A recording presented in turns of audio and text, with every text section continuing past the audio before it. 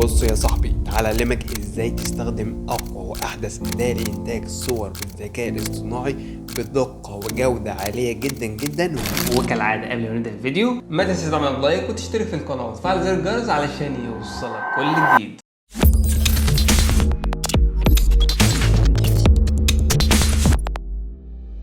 القصة كلها بدأت من عند شركة ستيبل ديفيجن، وبسبب سياستها والأسلوب اللي كانت بتتبعه كانت بترفد عدد كبير من العمال وفريق العمل الأساسي اللي كون الشركة أصلا. الفريق ده جمع نفسه من جديد وعمل شركة مستقلة وسماها بلاك فورست لابس. قدروا ينتجوا أكبر موديل للرسم بالذكاء الاصطناعي اسمه فولوكس، وده اللي احنا جايين نتكلم عنه النهاردة. الموديل مش بس قوي جدا وبيقدر يفهم الكلام اللي بتكتبه له بدقة عالية، لا ده كمان النتائج بتاعته أبهرت الناس وتخطط ديل 3 أو بينج كمان، بالإضافة إنه محافظ على الأسلوب الفني والجودة العالية في استخراج الصور المصنعة بالذكاء الاصطناعي. من خلال الرابط اللي هسيبه لك اسفل الفيديو في الوصف هيدخلك على الرابط التدوين الخاص بموضوعنا النهارده.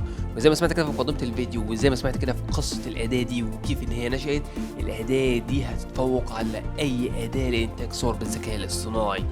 كل اللي عليك ركز معايا في الشرح وانزل لاخر التدوينه، هتلاقي عندك رابط مباشر وبدل الرابط 2 علشان تقدر تستخدم الأداة دي بكل سهولة ومجانا 100%. الرابط الأول رابط مباشر هيوجهك لاستخدام الأداة بدون تسجيل دخول. كل اللي عليك هتضغط على الرابط هيوجهك مباشرة، ده الإصدار الأول من الأداة النسخة البرو. كل اللي عليك بس إنك هتكتب هنا الوصف اللي أنت عايز تعمل بيه الصورة، وطبعا الأداة تنتج لك صورة ميد جورني نفسها ما تعرفش تعمل زيها. تنزل كده هو عطيك هنا زي اكزامبل للصور اللي هو يقدر يعملها. يعني مثلا هنا دي تقريبا اول واحدة نضغط كده عليها هيعمل لك صورة رائد فضاء خارج من بيضة على سطح القمر. زي ما انت شايف كده جودة الصورة والتفاصيل والدقة في الانتاج يعني مفيش اجمد من كده. معلومة مهمة جدا جدا، لو انت ناوي تكمل على الموقع ده ممكن يجي بعد فترة من الاستخدام يقولك ان انت وصلت للحد الاقصى. ما تقلقش خالص، كل اللي عليك هتعمل تسجيل دخول في الموقع هيديك فترة جديدة مجانية، ولو خلصت الفترة المجانية كل اللي عليك اعمل حساب جديد وطبعا هيديك فترة مجانية جديدة.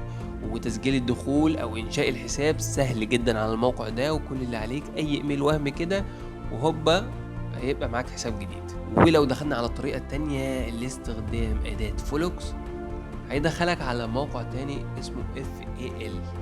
الموقع ده جامد لاستخدام الذكاء الاصطناعي وفيه ادوات كتيرة ومن ضمنهم الاداة اللي لسه نازلة جديد اداة فولوكس. لكن الموقع ده صعب جدا في التعامل معاه. طبعا لازم تعمل اول حاجة تسجيل دخول علشان تقدر تستخدم الادوات اللي موجودة داخل الموقع. تاني حاجة في تسجيل الدخول ما ينفعش تسجل الا بحساب جيت هاب، وطبعا معظم الناس اللي لم يكن الاغلب ما عندوش جيت هاب، فكل مش هيقدر يسجل بجيت هاب. كل اللي عليه ان هو يستخدم البرنامج الاول.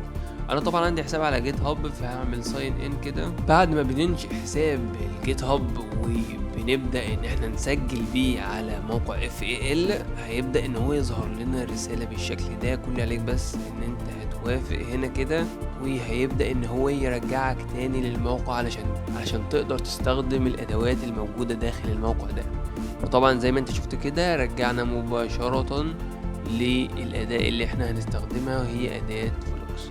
وهنا هو حاطط زي برومبت كده كاكزامبل، هنبدأ نضغط رن هنشوف هيستخرج لنا ايه. وطبعا زي ما انت شايف كده الصورة اللي انتجها يعني جامدة جدا وبدقة عالية عالية عالية.